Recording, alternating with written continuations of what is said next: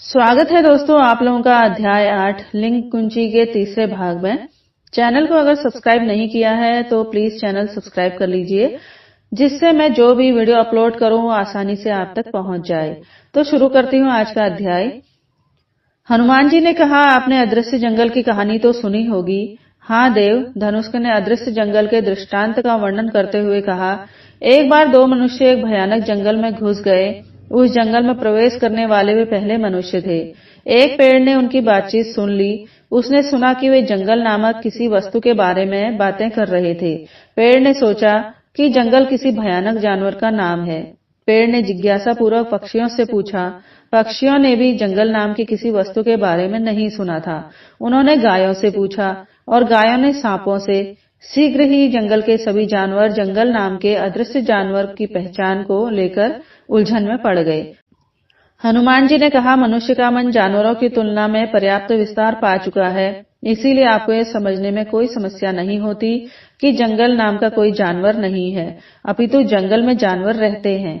जंगल पूर्ण है और जानवर उसका एक भाग है। यदि आप ब्रह्मांड को पूर्ण एवं सरल रूप में देखना चाहते हैं तो आपको अपने मन को और भी विस्तृत करना होगा। अपने मन की सीमाओं को जितना अधिक विस्तार दे सकते हैं दें। अपनी धारणा और समझ को विस्तार दें। बचपन से जो कुछ भी आप सीखते आ रहे हैं उससे आपके मन की सीमाएं संकीर्ण हो गई हैं। जब आप अपने मन की सीमाओं का पर्याप्त रूप से विस्तार कर लेंगे तो आप सीमाएं लांघकर मन के उस पार पहुंच जाएंगे। तो आपको बोध होगा कि आप मन नहीं अपितु कुछ और हैं। आप एक स्वतंत्र आत्मा हैं। तब आपको ब्रह्मांड पूर्ण रूप से अनुभव होगा। तब आपको पूर्ण की सरलता का बोध होगा। आप वह परम सरलता देख पाएंगे जिसके भीतर सभी जटिलताएं छुपी हैं। तब आपको बोध होगा कि परम भाषा जिसमें सभी दृश्य लिखे गए हैं कितने सरल हैं। तो क्या जब मन पूरा विस्तार पा लेगा तब परम भाषा सीख सकता है देव? उर्मी ने अपनी आशा को प्रश्न का रूप दिया। हनुमान जी ने कहा, उस सीमा पर पहुंचने के पश्चात विरोधाभास शुरू हो जाते हैं। जब आपका मन सभी सीमाओं को पार कर लेता है तब मन नहीं रहता। जो रहता है वह शुद्ध चेतना है। बचपन से जो स्थूल ज्ञान आप अर्जित करते आ रहे हैं वह पोटली में सिमट कर एक ओर रह जाता है। जो सूक्ष्म ज्ञान आपको आध्यात्मिक यात्रा के दौरान अर्जित होता है वह भी एक पोटली में सिमटकर एक और हो जाता है। उस अवस्था में आप पुनः यदि कुछ सीखने का प्रयास करेंगे, फिर चाहे वह परम भाषा ही क्यों न हो, तो आप ज्ञान की पोटलियां पुनः खोल खड़े होंगे। आप उस अवस्था को खोकर पुनः नीचे आ गिरेंगे। शुद्ध चेतना की अवस्था में भ्रम इतना क्षीण है कि आप स्पष्ट रूप से स्वयं को आत्मा जानते हैं, मन नहीं। आप केवल पूर्णता की सरलता का अनुभव करते हैं। आप उस अनुभव को सीखने, समझने या समझाने की कोई आवश्यकता नहीं समझते हैं। आवश्यकता क्या, आप कुछ भी नहीं समझते। आप समझ ना समझ से ऊपर उठ चुके होते हैं। उर्मी जो भविष्य में झांकने के लिए परम भाषा का उपयोग करने की आशा में तनकर बैठी थी, गहरी सांस लेकर चैन से बैठ गई। जानकी रूपा ने वार्ता को आगे बढ़ाया। वह बोली, देव, शुद्ध चेतना से थोड़ा नीचे भी तो कोई अवस्था होती होगी। ठीक वहां जहां मन की सीमा है कोई ऐसा इष्टतम स्तर होता होगा जहां मन इतना विस्तृत है कि परम भाषा का अवलोकन कर सकता है, परंतु इतना भी विस्तृत नहीं कि सीखने और सिखाने की प्रक्रिया से ऊपर उठ गया है। उस इष्टतम स्तर से हम परम भाषा को नहीं सीख सकते, तो इतना तो सीख सकते हैं कि वह भाषा इतनी सरल क्यों है। उसकी संरचना के आधार पर फिर हम एक सरलतम मानव भाषा का निर्माण कर सकते हैं। हनुमान जी ने कहा, उस स्तर से मानव मन पहले ही एक भाषा का निर्माण कर चुका है, संस्कृत भाषा। दृश्यों का वर्णन करने के लिए संस्कृत सबसे सरल भाषा है। संसार की हर वस्तु अपने आप में विशिष्ट है। प्राचीन काल के महान ऋषियों ने विभिन्न वस्तुओं में सर्वनिष्ठ तत्वों की खोज की। जो उन्होंने खोजा वह अद्भुत था। उन्होंने पाया कि मात्र 2000 मूल तत्वों अर्थात धातुओं का उपयोग करके सब कुछ वर्णित किया जा सकता है। उदाहरण के लिए एक पौधे का वर्णन करने के लिए आपको एक नया शब्द निर्धारित करने की आवश्यकता नहीं है। आप जानते हैं कि पौधे अपने पैरों अर्थात जड़ों के माध्यम से पानी पीते हैं और पैरों के लिए शब्द है पाद और पीने के लिए शब्द है पौ। इसीलिए पौधे को पादप कहा जा सकता है। किसी भी भाषा को सरल एवं संक्षिप्त बनाने के लिए हमें हमारे चारों ओर की वस्तुओं में समानताएं और सर्वनिष्ठ तत्व खोजने की आवश्यकता होती है। मनुष्य सामान्य बोलचाल के लिए संस्कृत में संक्षिप्त कोई भाषा नहीं बना सकता है। उर्मी ने वार्तालाप में वापसी करते हुए कहा, आपने कहा कि आचार्य पिंगल ने केवल 2 प्रतीकों का प्रयोग करते हुए हर वस्तु या दृश्य का वर्णन करने की विधि खोजी थी। उसी के आधार पर तो आधुनिक मनुष्यों ने उस पिंगल यंत्र का आविष्कार किया है जो दृश्य को बद्ध कर सकता है। पिंगल भाषा को सामान्य बोलचाल की भाषा के रूप में प्रयोग नहीं किया जा सकता। हनुमान जी ने उत्तर दिया, ऋषियों ने खोज की यदि धातुओं को 2000 से कम किया गया तो भाषा जटिल हो जाएगी। ना ही हम वर्ण आदि प्रतीकों को कम कर सकते हैं। मैं आपको उदाहरण देता हूँ कि प्रतीकों को एक सीमा से कम करने पर भाषा जटिल क्यों हो जाती है। उर्मी, क्या आप मुझे बता सकती हैं कि मानव लोक में कितनी दिशाएं हैं? उर्मी को पता था कि दिशाएं 10 होती हैं। उसने उत्तर देने के लिए मुंह खोलने की चेष्टा की, परंतु उसे एहसास हुआ कि उसके होंठ बंद हैं। वह घबराई नहीं। हनुमान जी चाहते थे कि वह बिना अपना मुंह खोले उत्तर दे। उसने अपने दोनों हाथ उठाए और 10 उंगलियों को दिखाकर उत्तर दे दिया। सही, हनुमान जी ने पुष्टि की। उन्होंने कालंदक की ओर रुख करते हुए आगे कहा, कालंदक, क्या इसी प्रश्न का उत्तर आप दे सकते हैं? कालंदक ने भी अपना मुंह खोलकर उत्तर देने की चेष्टा की, परंतु उसके भी होंठ सिल दिए गए। उसने हाथ उठाकर उंगलियों से उत्तर देने का प्रयास किया तो उसने पाया कि उसके हाथों में केवल 1-1 उंगली थी, 5-5 नहीं। परंतु वह ऐसा देखकर आतंकित नहीं हुआ। उसे अपने हाथों में कुछ भी विचित्र नहीं लगा, क्योंकि हनुमान जी ने उसकी 8 उंगलियां लुप्त करके उसको यह स्मृति दे दी थी कि उसके हाथ जन्म से ही ऐसे थे। क्योंकि उसके दोनों हाथों में कुल 2 उंगलियां थी, उसे प्रश्न का उत्तर देने के लिए 5 बार अपने हाथ नीचे ऊपर करने पड़े। हनुमान जी ने वर्णन किया, उर्मी की 10 उंगलियां हैं, इसीलिए उसे उत्तर देने के लिए अपने हाथ केवल 1 बार दिखाने पड़े। कालदंक की 2 उंगलियां हैं, इसीलिए इस प्रश्न का उत्तर देने के लिए उसे 5 बार अपने हाथ दिखाने पड़े। उंगलियां यहाँ पर वही काम कर रही हैं जो भाषा के प्रतीक करते हैं। यदि हम भाषा के प्रतीकों की संख्या कम करते हैं तो मन को अधिक काम करना पड़ता है। पिंगल भाषा केवल 2 ही प्रतीकों का उपयोग करती है। यही कारण है कि मन पिंगल भाषा को संसाधित नहीं कर सकता। इसे संसाधित करने में जो पुनरावृत्ति या कार्य करना पड़ता है, उसको करने के लिए मानव जाति ने उन पिंगल उपकरणों का आविष्कार किया है। उर्मी के मन में एक प्रश्न उछला और उसके मुख्य द्वार से बाहर निकलने को आतुर हुआ। देव, उर्मी ने अपनी ध्वनि को जांचने के लिए कहा। उसे जानकर राहत मिली कि वह पुनः बोल सकती थी। वह बोली, देव, इस तर्क से तो परम भाषा को संसाधित करने के लिए भी किसी उपकरण की आवश्यकता होगी, क्योंकि परम भाषा में भी पिंगल भाषा की तरह केवल 2 ही प्रतीक होते हैं। आपने बताया था कि परम भाषा के 2 प्रतीकों को हम दिव्य प्रकाश के 2 चर कहते हैं, कर्मचर और इच्छाचर। आत्मा बिना किसी उपकरण के परम भाषा को संसाधित कैसे करती है? उधर कालंदक के हाथों की सभी 10 उंगलियां वापस आ गई थी। उसके चेहरे पर आ रहे भावों को देखकर हनुमान जी दिव्य रस की अनुभूति कर रहे थे। उर्मी की ओर रुख करके उन्होंने उत्तर दिया, आत्मा काल आकाश के जाल के बाहर निकल सकती है। आत्मा को ब्रह्मांड सरल रूप में दिखाई देता है। उस सरल रूप का वर्णन करने के लिए 2 प्रतीक पर्याप्त हैं। सरल को यदि अधिक प्रतीकों के रूप में वर्णित करो तो वह जटिल हो जाएगी। मन जो जटिलताएं देखता है, इसका वर्णन करने के लिए 3 दर्जन प्रतीक और 2 सहस्त्र धातुएं चाहिए। आत्मा को उनकी आवश्यकता नहीं है। ऊन का लंबा धागा सुलझी हुई गेंद के रूप में बहुत सरल है, किंतु उलझने के पश्चात बहुत जटिल हो जाता है। बुरी तरह गांठों में उलझी हुई धागे की कल्पना करो। एक चींटी यदि उसके भीतर फंस जाए तो वह भीतर ही भीतर धागों पर रेंगती रहेगी। यदि उसका वैज्ञानिक मस्तिष्क हुआ तो वह उस जाल का रहस्य सुलझाने के लिए जटिल भाषा और गणित का निर्माण कर सकती है। भाषा और गणित जटिलताओं को और अधिक बढ़ाएगा, कुछ और गांठें लगाएगा। आप उस उलझे हुए धागे से बाहर हैं तो आप वास्तविकता जानते हैं कि वह केवल एक लंबा धागा है। इस सत्य का बोध होते ही ब्रह्मांड अपने आप सुलझ जाता है। फिर आपको उसका वर्णन करने के लिए किसी जटिल भाषा अथवा गणित की आवश्यकता नहीं होती। जानकी रूपा ने पूछा, देव, यदि मन परम भाषा को नहीं जान सकता तो क्या यह जान सकता है कि उसमें उपयुक्त 2 चरों कर्म और इच्छा का क्या स्वरूप है? यदि मन पूर्ण रूप से चरों को भी नहीं जान सकता तो क्या उसके बारे में कोई स्थूल जानकारी प्राप्त कर सकता है? हनुमान जी ने कहा, उनके बारे में स्थूल रूप से जानने के लिए कल्पना कीजिए कि आप एक आत्मा हैं।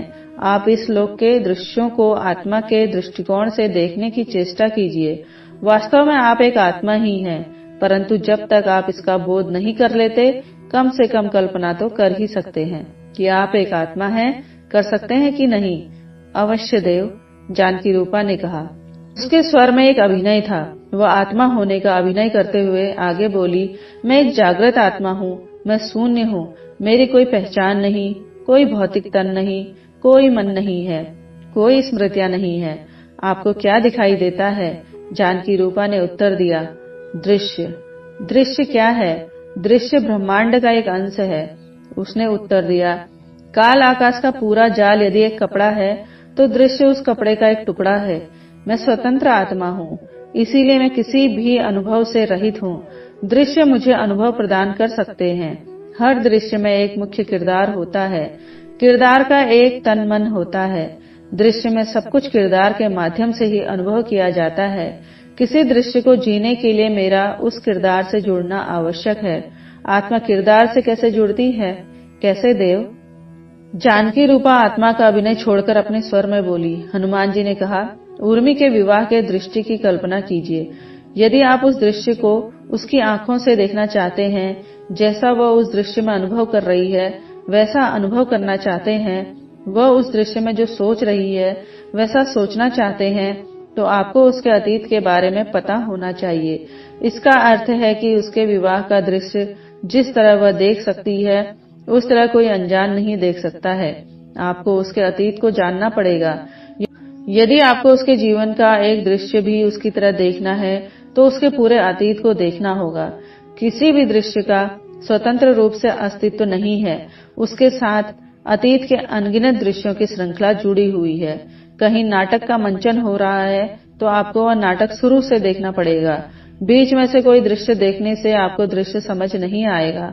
थोड़ा बहुत समझ आ भी गया तो भी आपको नाटक के किसी किरदार के साथ जुड़ाव तो बिल्कुल भी अनुभव नहीं होगा। एक ऐसे दृश्य की कल्पना कीजिए जिसमें किरदार का राज्याभिषेक हो रहा हो। उस किरदार ने एक साधारण सैनिक के रूप में अपनी यात्रा शुरू की थी और अंततः राजा बनने का उसका सपना सच हो रहा है। यदि आप उसके अतीत की यात्रा के दृश्यों को नहीं जानते, यदि आप उसके संघर्षों से अनभिज्ञ हैं, तो आप इस दृश्य में उमड़ रही उसकी भावनाओं को अनुभव नहीं कर सकते। जानकी रूपा ने कहा, मुझे समझ आ गया देव, मैं एक जागृत आत्मा हूँ। मैं तब तक किसी किरदार के साथ नहीं जुड़ सकती जब तक कि मैं उसके अतीत की जानकारी धारण नहीं कर लेती। हनुमान जी ने कहा, आपने ठीक समझा। ब्रह्मांड में काल आकाश के किसी भी बिंदु पर चल रहा दृश्य ले लो। वह दृश्य अतीत की घटित हो रही अनगिनत दृश्यों के साथ जुड़ा हुआ है। उसका स्वतंत्र अस्तित्व नहीं है। उदाहरण के लिए वह दृश्य ले लो जिसमें उर्वा नामक किरदार ने अभी जन्म लिया है। उसके प्रथम रुदन का दृश्य भले ही यह उर्वा के जीवन का पहला दृश्य है, परंतु इसका भी कोई स्वतंत्र अस्तित्व नहीं है। सभी नवजात शिशु एक जैसे नहीं होते। उर्वा के जीवन के पहले दृश्य में सब कुछ अन्य नवजात किरदारों के पहले दृश्यों से भिन्न है।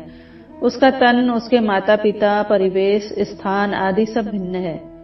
इसीलिए किसी किरदार का पहला दृश्य भी अतीत के अनगिनत दृश्यों पर निर्भर करता है। यह तथ्य पुनर्जन्म की अवधारणा को जन्म देता है। अतीत के दृश्य में वे दृश्य भी शामिल हैं जो जिए जा चुके हैं, और वे दृश्य भी जिनको जीने की इच्छा की गई है किंतु जिए नहीं गए। यदि आप किसी नाटक को देखने की इच्छा रखते हैं, तो इसका अर्थ है कि उस नाटक के बारे में आपको थोड़ी बहुत जानकारी है। यदि आप नाटक देख चुके हैं, तो आपको नाटक के बारे में और भी गहरी जानकारी है। इसी तरह दृश्य की एक छोटी सी झलक जो जानकारी देती है, उसे इच्छा कहा जाता है, और पूरा दृश्य जो जानकारी देता है, उसे कर्म कहा जाता है। यदि समय से बाहर निकलकर देखा जाए, तो अतीत, वर्तमान और भविष्य का कोई अर्थ नहीं रह जाता। वहां से तो यही लगता है कि सभी दृश्य पहले ही घटित हो चुके हैं। एक जागृत आत्मा समय के बाहर होती है।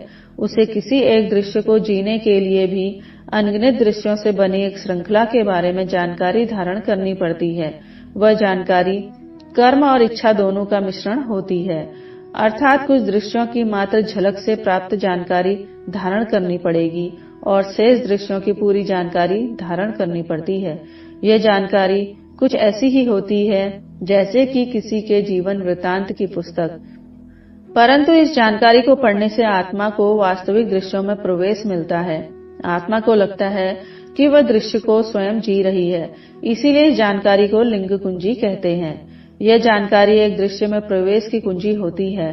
कालंदक के मन में एक प्रश्न आया जिसको उसने तुरंत व्यक्त किया, देव, क्या कर्म और स्मृति एक ही वस्तु नहीं है?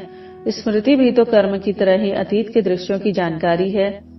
नहीं कालंदक, हनुमान जी ने कहा, स्मृतियां काल आकाश के भीतर उपस्थित हैं और कर्म काल आकाश के बाहर अर्थात शून्य सुरंगों में। स्मृतियों को मन धारण करता है जबकि कर्म आत्मा द्वारा धारण किए जाते हैं। आपके वर्तमान दृश्य में बहुत सारी वस्तुएं हैं। वस्तुएं मूर्त भी हैं और अमूर्त भी। केले, पेड़, पहाड़, जानवर आदि सभी मूर्त वस्तुएं हैं। दूसरी ओर स्मृतियां, विचार आदि अमूर्त वस्तुएं हैं। अमूर्त वस्तुएं ऐसी वस्तुएं हैं जिन्हें आप इंद्रियों की सहायता से अनुभव नहीं कर सकते हैं। न आप उन्हें देख सकते हैं, न छू सकते हैं, न ही उसमें कोई गंध है। परंतु अमूर्त वस्तुएं भी वस्तुएं हैं, वे अस्तित्व में हैं। आपका मन मूर्त वस्तुओं के साथ परस्पर क्रिया करता है, जबकि आपका मन अमूर्त वस्तुओं के साथ। इसीलिए स्मृति भी सेब, केला, दर्पण आदि वस्तुओं की तरह एक वस्तु है। एक दर्पण आपको वर्तमान का प्रतिबिंब दिखाता है, एक स्मृति आपको अतीत के दृश्यों का प्रतिबिंब दिखाती है। कालंदक के चेहरे पर संतुष्टि के भाव थे। वह बोला, मैं समझ गया देव। स्मृतियों में एक किरदार का अतीत झलकता है, जबकि कर्मों में एक आत्मा का अतीत। नहीं कालंदक, हनुमान जी बोले, पहली बात, एक आत्मा का अपना अतीत नहीं है, क्योंकि वह समय के बाहर है। जब आत्मा किरदार के साथ जुड़ जाती है तो किरदार का अतीत ही आत्मा का अतीत बन जाता है। दूसरी बात, स्मृतियां सदैव किरदार के अतीत को सटीकता से नहीं दिखाती। यदि स्मृतियों को समझना है तो आप दृश्यों की श्रृंखला को मत देखिए, केवल एक दृश्य पर विचार कीजिए। किसी भी दृश्य में स्मृतियां ठीक उसी तरह से उपस्थित हैं जैसे केला, सेब और दर्पण जैसी वस्तुएं उपस्थित हैं। स्मृतियां किसी अन्य दृश्य से उड़कर यहाँ नहीं आई हैं। और जहाँ तक दृश्य की बात है, यह दृश्य यहाँ तब भी था जब आपकी आत्मा इसे जीने के लिए यहाँ पर नहीं थी। यह तब भी रहेगा जब आपकी आत्मा आगे के दृश्य को जीने लग जाएगी। इस दृश्य में उपस्थित स्मृतियां भी यहीं पर थी। आपकी आत्मा इन्हें कहीं से लेकर नहीं आई है, न ही आपकी आत्मा इन्हें अगले दृश्य में लेकर जाएगी। अगले दृश्य में पहले से ही स्मृतियां उपस्थित हैं, जो आपको इस दृश्य सहित अतीत के दृश्यों का प्रतिबिंब दिखाएंगी। इसे समझने के लिए आपको थोड़ा समय लग सकता है। यह थोड़ा कठिन है, परंतु एक बार जब आप इसे समझ लेंगे तो आपको सब कुछ स्पष्ट हो जाएगा। वस्तुएं एक दृश्य से दूसरे दृश्य में नहीं जाती। आप अर्थात आपकी आत्मा एक दृश्य से दूसरे दृश्य में।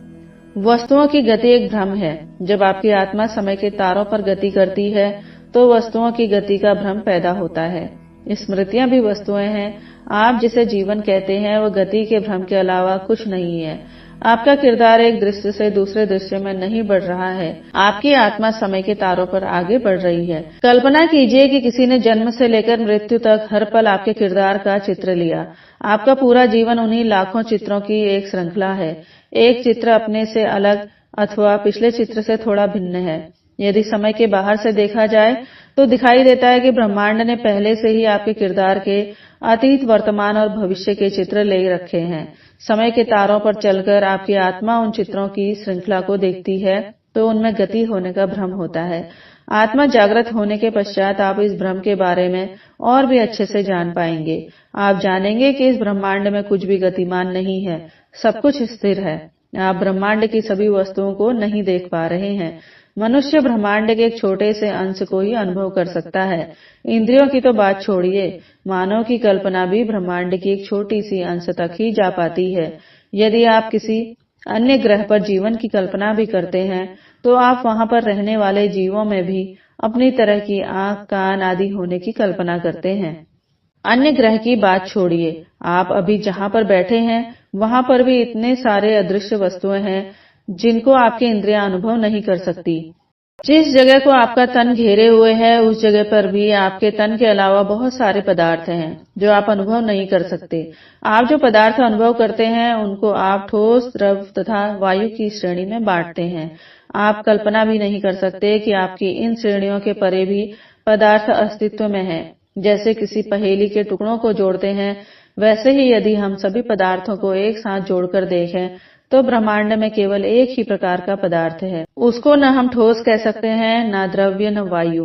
फिर भी आपकी कल्पना में बंद करने के लिए हम उस पदार्थ को आकाश का द्रव कहते हैं। ब्रह्मांड आकाश के द्रव का एक गोला है जिसमें कोई गति नहीं है। जब एक आत्मा समय के तारों पर चलती है तो उसे उस द्रव में से एक विशेष प्रकार के ही पदार्थ अनुभव होते हैं और उन पदार्थों में गति होने का भ्रम होता है। तो दोस्तों, यह अध्याय यहीं तक। मिलती हूँ आपसे अगले अध्याय के साथ। तब तक के लिए आप सभी लोगों का बहुत बहुत धन्यवाद।